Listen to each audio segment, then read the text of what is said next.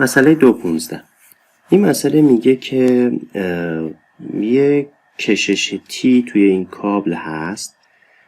مؤلفه های افقی و عمودی در جهت x و y این کشش کابل رو پیدا بکنیم. ببینید این تی چون توی کابل کشش ثابت است، این تی عملا داره به این نقطه OA وارد میشه و حالا مؤلفه های افقی و عمودی این تی رو که به نقطه A وارد میشه میخواد به دست بیاریم. خب برای این منظور ما فقط کافیه که بتونیم این زاویه آلفا رو به دستش بیاریم. اگر این زاویه آلفا رو به دست بیاریم، چون این کشش کاب به این شکل تی هست، میتونیم مؤلفه های افقی و عمودیش رو به راحتی حساب کنیم. خب پس بیشتر شاید این مسئله هندسه باشه تا فیزیک.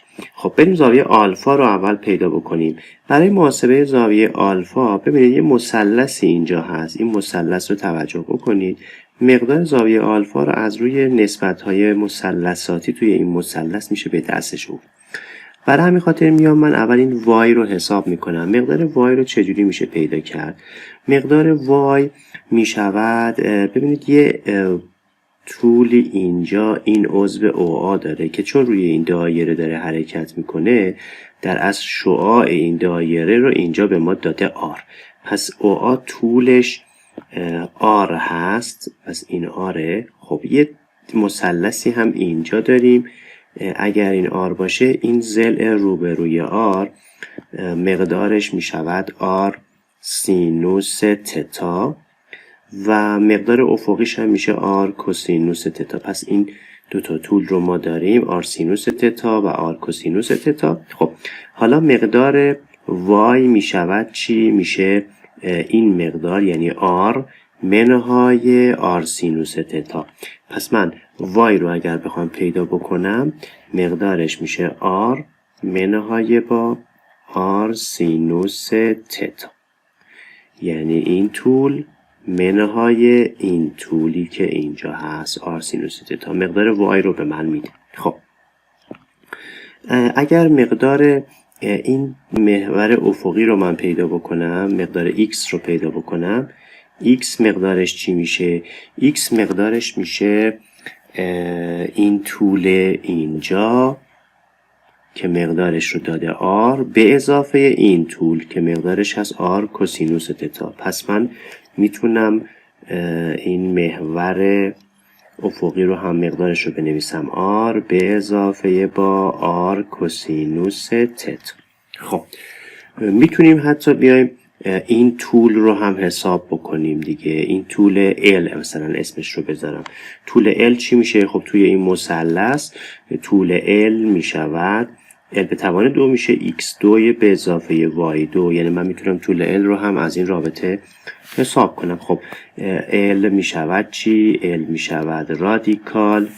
خب x2 یعنی این یکی به توان 2 چی میشه؟ میشه r2 به اضافه R2 کوسینوس 2 تتا به اضافه 2 تا R2 کوسینوس تتا، اولی به توان 2 دومی به توان 2 به اضافه 2 برابر اولی در دومی، این مال x2. خب به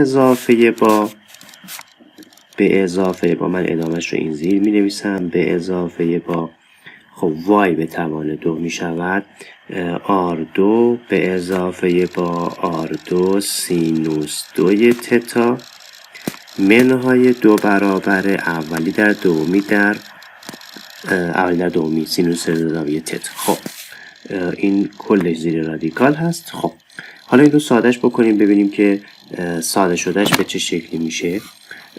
ما اگر من این رو سادهش رو بنویسم L می شود، خب یه R2 اینجا داریم، یه R2 هم اینجا داریم. این R2 کوسینوس 2 به اضافه R2 سینوس 2، سینوس 2 به اضافه کوسینوس 2 میشه 1. پس یه دونه R2 هم این داخل میمونه، میشه رادیکال 3 تا R2 و 2 تا R2 کوسینوس تتا منهای 2 تا R2 سینوس تتا. میتونیم از یه دونه R2 هم فاکتور بگیریم، پس به اضافه با 2R2 در کوسینوس تتا منهای سینوس تتا. این می شود مقدار طول L. خب حالا اگر ما این رو بیایم و سادش هم بکنیم، مقدار L میشه اینجا بنویسیمش، میشه R2 رو میتونیم فاکتور بگیریم بیاریم بیرون، پس R در رادیکال 3 به اضافه با 2 تا کوسینوس تتا منهای 2 تا سینوس تتا. R2 رو فاکتور گرفتم، از زیر رادیکال میاد بیرون تبدیل میشه به R و با بقیه زیر رادیکال میمونه. خب حالا سینوس این آلفا چی میشه؟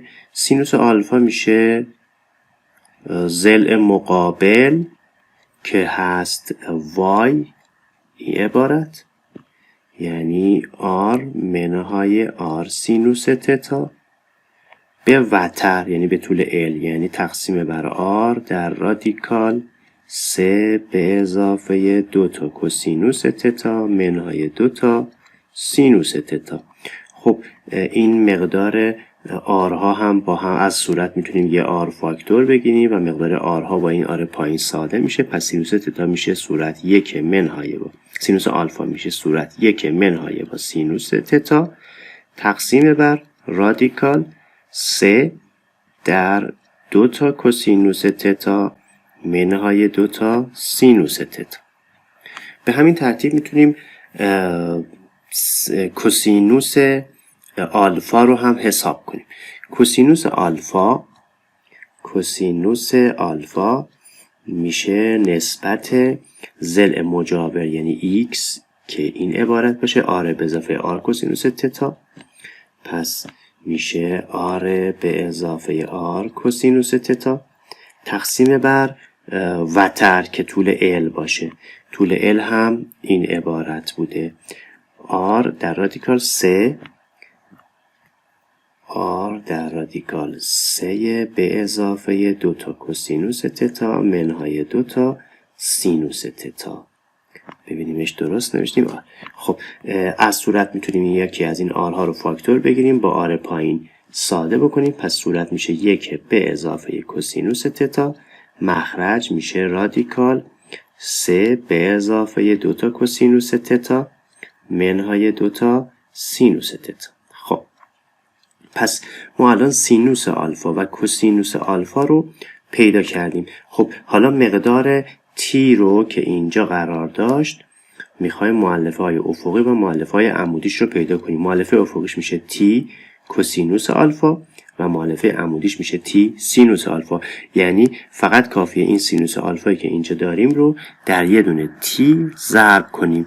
t در 1 منهای سینوس تتا تقسیم بر 3 به اضافه کوسینوس تتا منهای سینوس تتا میشه مؤلفه عمودی،